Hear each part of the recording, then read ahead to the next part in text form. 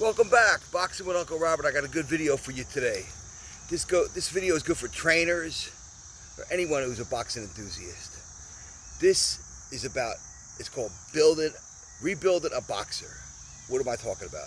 Well, let's take an example of Deontay Wilder, the heavyweight champion for many years, 43-0, 42 by knockout, knocking everybody out.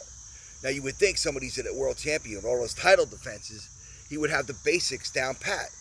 Offense, defense, ring IQ, balance, ability to slip punches, survival skills. Not always. And it wasn't a case with him. It's not a case with a lot of champions. Because what happened after second fight with Tyson Fury, Deontay Wilder realized after the defeat, it was humiliating. His trainer threw the towel in. He never had to survive. He was knocking everybody out. Here he had to. He couldn't do it. So he needed a change. He fired his trainer, Mark Breland, gets a new trainer, Malik Scott. And Scott's mission was to make him more of a boxer. You know, help him learn how to utilize his reach.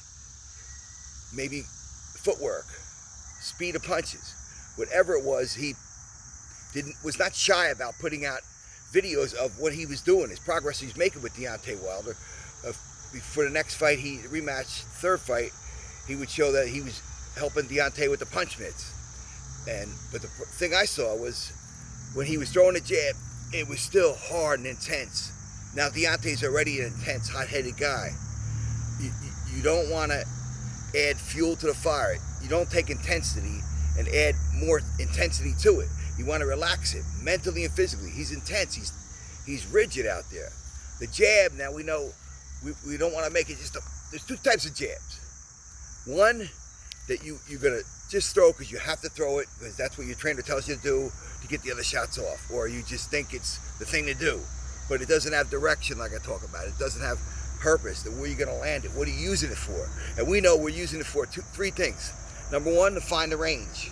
Where you should be further enough to avoid punches and close enough to land punches on your opponent. Number two, it sets up other shots.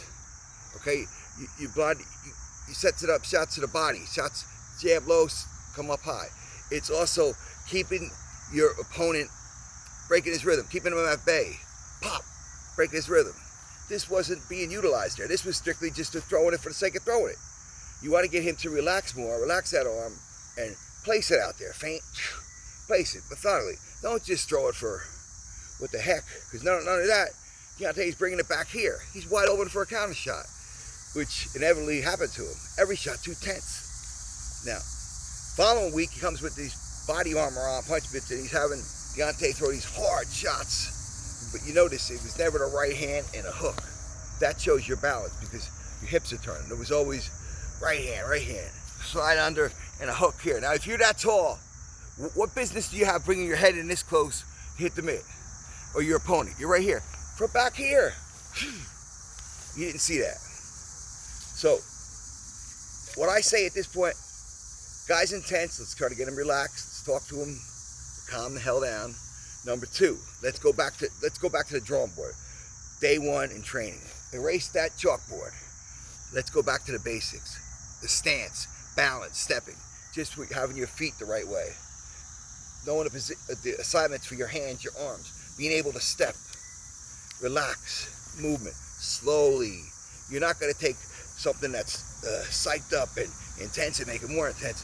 Bring it back. Let's go back to relaxation. Learn slowly, not all these fancy moves. Let's go back to footwork, thinking about his defense. To have good defense, slide under a punch, you have to have good balance.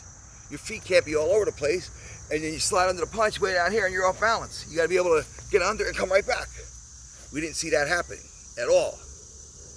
So here you have as a trainer, you know what you got to do, mentally and physically for your fighter. Get the basics down, get him to relax. So that should work. The other is up to the fighter.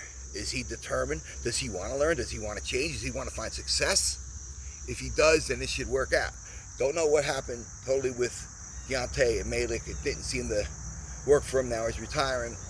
But this we can look at as what we would do with a situation like that. You could take another fighter, you could look at anybody over, see where they're at. Stop it, correct it, start over. Don't keep feeding fire to a bad habit. It's only going to get worse. It's not going to make anything different. And as we see what happened with Deontay, it only got worse. The third fight he probably even took more of a onslaught. So that's what I want to talk about today. Until next time, this is Uncle Robert, and thanks for watching.